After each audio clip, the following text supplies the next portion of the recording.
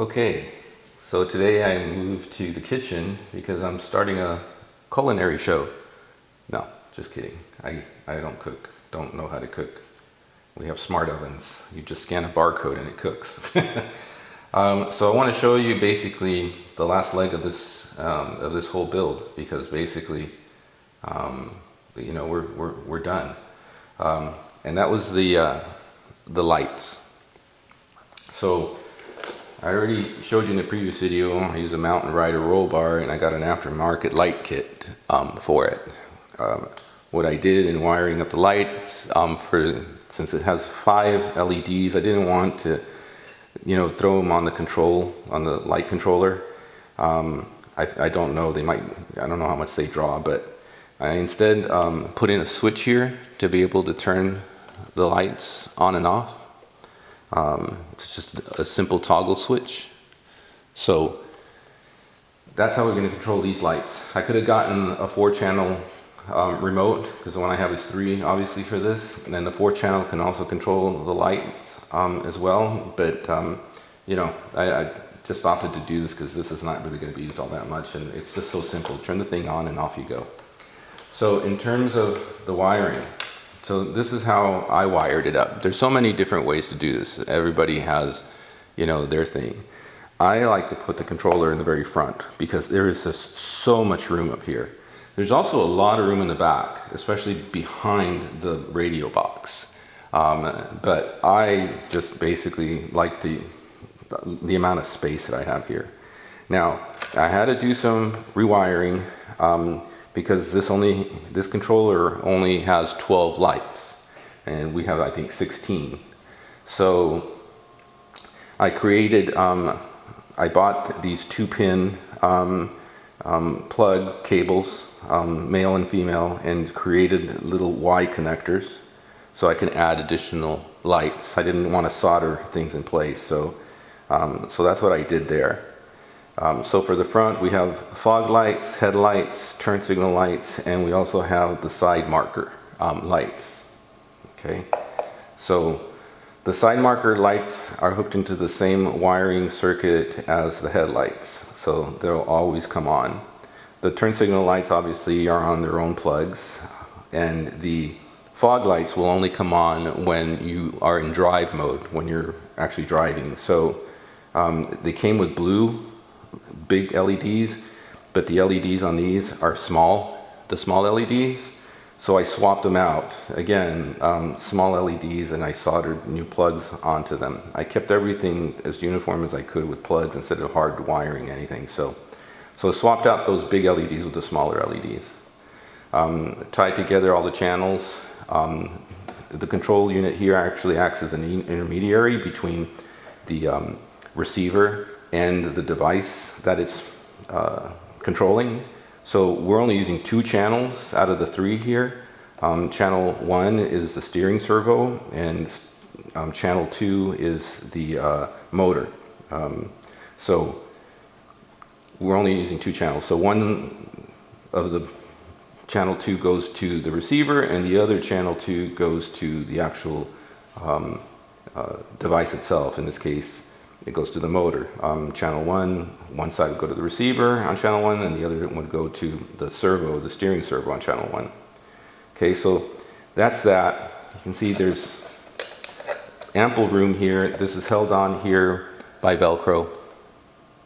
There's the switch I used the hole that already existed in the body for mounting the switch for the roll bar lights, and I added a Futaba connector to that as well. As far as the wiring itself going to the back, zip tied everything going from the controller all the way to the back. I cut a couple of pieces of plastic, it's about an 1/8-inch thick plastic, and used to hold the screws that were already there holding the roll bar in place. I just got a little bit longer screws, and basically these 2 tabs here hold the wiring in place, in that little channel that's there. I didn't really want to use hot glue like I did with the roll bar, because I don't know if I ever have to take these out or not, but it'll be easier to take out. And on the back, there's a little double-phase tape connector in the back. It's like a zip tie that's double face taped onto the back of the body here. And that holds the bulk of the wiring in place. Again, I like using zip ties. It keeps everything together and it keeps everything together tight. What you see here is obviously my controller is all the way in the front. The wiring that comes with the controller isn't going to reach all the way to the back. So these are extensions that I made. Basically, they're 2-pin plugs that you can get on Amazon. And if you have a set that comes with a male and a female already wired, then all you got to do is just solder the two together, and that will create a long extension for you. And then I use basically shrink tube to cover up the solder. So don't know if you can see it here because it's black, but anyway, so I have extensions going all the way to the back, all the way to the front, and then, you know, that's really basically it.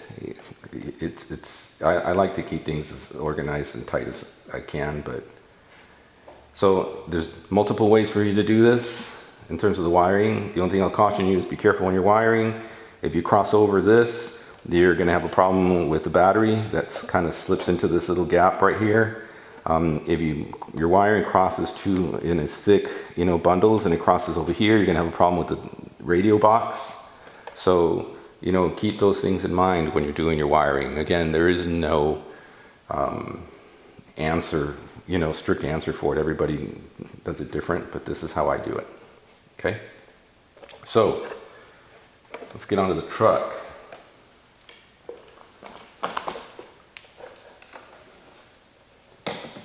Here. So on the chassis itself, I have extensions, Futaba extensions that go to the receiver that's inside the radio box. So, and then they come out, and then again, they're all zip tied together. So this one here going to the balancing plug, that's what's going to power the roll bar lights. That's why I put that toggle switch, because this is constant power, so the toggle switch will turn the roll bar lights on and off whenever I want to use them.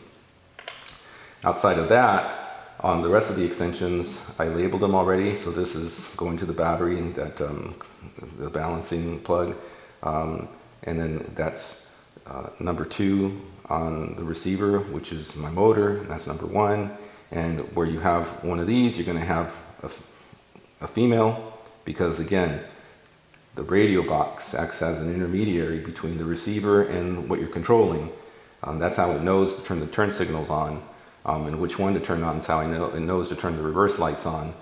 These are in the control box is in the middle, so it interprets the signal, the voltage being sent to each of these units, and knows then what lights to turn on and off. So extensions, Futaba extensions go into the receiver, coming out here, and you'll see how easy it makes things now, because I can put the body on its side, and then everything is labeled. So now it's just a matter of plugging everything in. So this guy here goes to battery, and you want to line up black with black. You don't, you know, the Futaba connectors have a little extrusion on the plug that prevents you from putting it in backwards, but not all of them have that. So make sure black is lined up with black. Okay?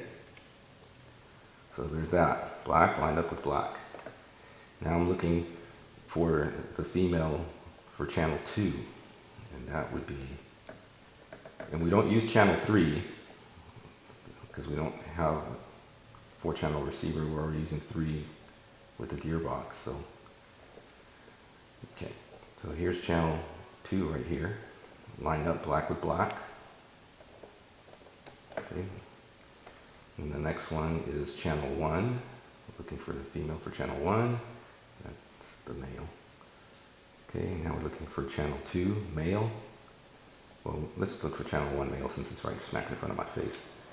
Lined up black with black. And now we've got one left. Channel 2 right here. Okay, make sure that black is lined up with black. Okay, so now we've got everything connected. Again, we don't use channel 3, so that's just dangling.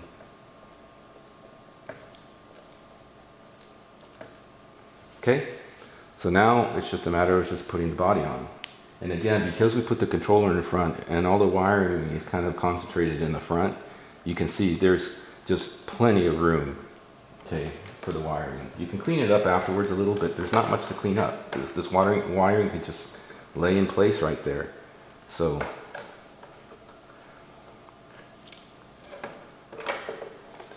basically at this point, we just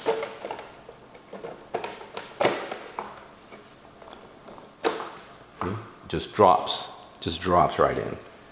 And if you want to see what the wiring looks like underneath, don't know if there's enough light, but you know, there is a ton of room in there, and there's no wires hanging down, no wires dragging. The wires are just the right length. You can see in the back, there's plenty of room on, you know, on the back just behind the radio box. Tons of room, so you don't have to wire it the way I did. You can move your controller to the back and, you know, and get extensions going from the front to the back. It's another way. I mean, there's so many. There is no right or wrong way to wire up your lights. Okay, but that's how I do it. So let's see. Let's see if this all works now, shall we? So let me come in a little bit here, and we're gonna turn. First of all, you can see that the roll bar lights, flicking that switch, the roll bar lights come on. I'm going to shut them off just for the sake of showing you everything else independently. And we'll turn this on. First of all, we'll turn on the transmitter. And then we'll turn the truck on. Okay. So there's the truck, you can see the headlights turn on. So let's give you a little darkness so you can see the lights a little better. Okay, so underneath the headlights are the fog lights, and they'll come on when we go forward. And see if we can pick that up. There you go. Right underneath each headlight. Forward. So obviously not as bright as the headlights. They're more for show, especially since they're blue. So kind of a little hard to see.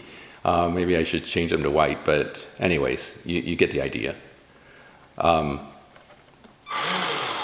Side marker light, amber in the front, red in the back. Let's try the turn signal. So we're going to turn, let's see, we're going to turn right. So there's the right turn signal. Pick that up. And then we turn left. There's the left turn signal. Okay. As far as the rear lights go, the brake lights, well, let's do the turn signal since I have the remote in my hands strategically right now. So there's turning left, and this is turning right. Okay. The brake lights are on right now, along with the regular lights that are underneath, because I'm not going anywhere. But if I go forward, see the brake lights turn off. You got the regular running lights. Okay. If I go in reverse, there are the reverse lights. Forward. So there you go. All the lights work. Thank goodness, because what a pain it would be to undo a lot of that wiring. So one big tip, definitely check your wiring before you zip tie everything together. Make sure everything's working the way you expect it to. I added LEDs, so because of that, I made some splitters with the plugs, the same plugs that are used in the controller.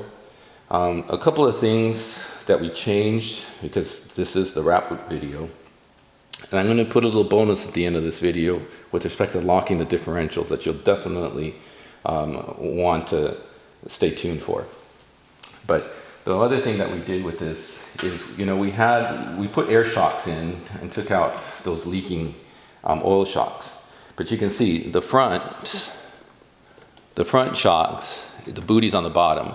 The back, the booties are on the top. Why? Because the booties being on the bottom, the tire rubbed against them. So I changed, you know, I reversed the direction of the shock. They're air shocks, so I'm not worried about anything leaking. So basically I just turned the shock, you know, vertically upside down compared to the front. I could probably just change the front if I want to be symmetrical about the whole thing. And I might just do that, I don't know. But I had to definitely do that for the back because the tires were rubbing against the boot. So the other thing that we did is I locked the rear differential on here, and that's the last thing I'm gonna leave you with, because this will save you a lot of grief if you know what the heck is going on there. Because I read about people blowing their gears and things going south, and that's because they haven't locked the differential correctly. So that's what I'm gonna leave you with. Let me get a differential and I'll show you what's going on there. Okay, so this is the wrap up for this, and I'm wrapping up with a little bit of advice. Locking your differential. Some of you guys may have bought one of these things on eBay, didn't have a manual, you don't know where to get the manual, even though they're all over the place online. But I want to give you some words of wisdom here, because I've read a lot of people blowing their gears up and then blaming the, you know, quote unquote Chinese junk, which for all intents and purposes, you didn't read the manual, you don't know how it works, and your failings made it fail, not the unit itself. So here's the thing. If these are already on your truck and you want to lock the gears or the differential, what you're going to need is a pin. There's a 3mm grub screw that is screwed into here that just plugs that hole up. That's all it does, okay? Now inside your differentials, there's one that has a hole in it that if you drive a pin through, it's going to lock it. And I'm going to take this apart and show you in case you don't have a manual. But what you're going to need are these pins here. Okay, it's a screw shaft. This is an axial direct replacement for it, actually. The screw shaft, it's an M3 screw, 2.5 millimeters in diameter and 11 millimeters in depth. The part number is AXA0175, and that's what you're going to need. And that looks like this. Okay, so there's a long shaft to it and there's a small threaded part. So what's going to happen is you're going to go in here with an Allen wrench, because this isn't long enough, this. You're going to with an Allen wrench, and before you screw it in, I don't know that we're going to be able to pick this up because it's deep inside, but if you were to turn your wheels, if your truck is upside down or you have this in your hands and you don't want to take it apart, if you were to turn the wheels, the shaft will turn, and inside, if you shine a light inside there, you're going to ultimately see a hole show up. Now that hole has two sides. One side is threaded and one side is not. So just keep turning it until you see both, the one hole on the other side and where it goes through on the other. One side's going to have a little bit of a ridge on it. And that's the side that's threaded. So what you want to do then is you want to screw this little shaft in there. You're going to push it in with your Allen wrench, and it's going to capture that little hole, and you're going to feel it slide into that hole, and you're going to feel it catch, okay? Then you have to screw it in, okay, into that threaded part. And I'm going to show you, I'll take this apart, show you how that happens. You're going to screw it in with the threaded part. Here's the key, and this is how people blow their differentials. If you don't screw this in all the way, what's going to happen is this is going to stick out a little bit. This thing's not going to be able to turn very well, for one. But as soon as you hit the gas, or hit the electricity, it's going to completely shred your gears because it's sticking out. It's not in all the way. It has to be in all the way. And one way to tell is by turning, this is already locked, so by turning your wheels, okay? If you feel resistance, or if you feel or you hear something kind of grinding, or if it doesn't even turn at all, that screw isn't screwed in all the way. So you're going to have to give it more turns, you know. And I can tell you the axial screws, I don't know about the originals because I didn't have the originals. This came without them because I got this on eBay. But the axial screws take a little bit of nudging to turn in there. You know, it's tight. They're tight. You might want to just put a little bit of oil on the screw or something, but they're tight. Actually, I wouldn't even recommend that because really you don't want the screw coming loose, you know, when you're driving this thing. But it's really tight, so don't, you know, so just be careful. But I'm going to show you how this works, okay? Because if you don't have that screwed in all the way, you're going to feel it and you're going to know it. So let's take this apart. And let me show you what's in there.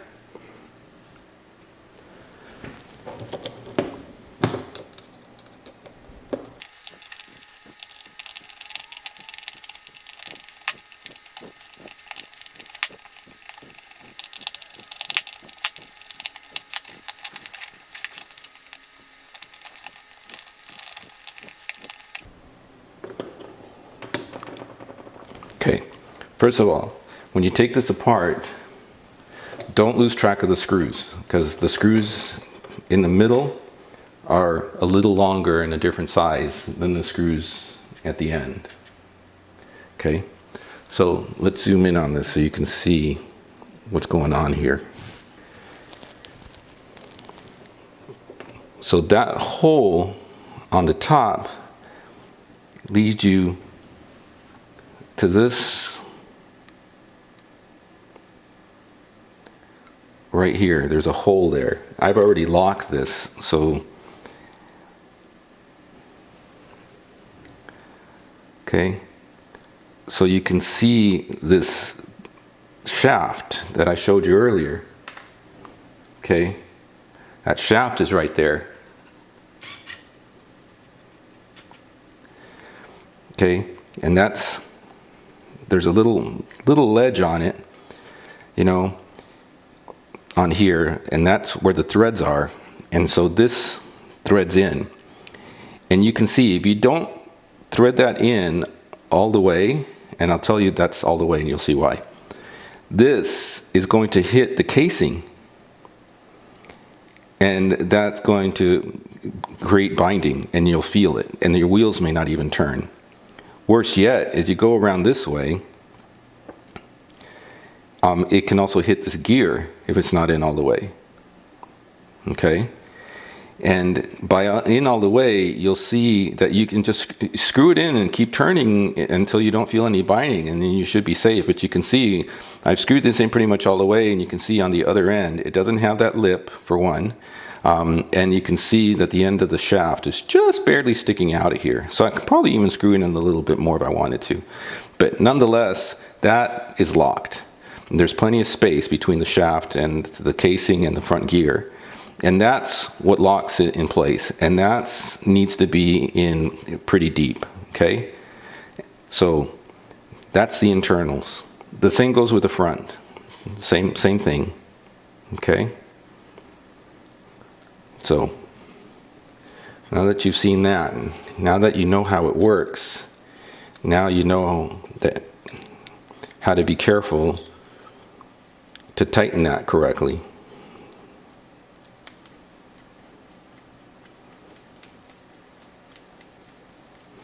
And I'll finish tightening this down off camera, but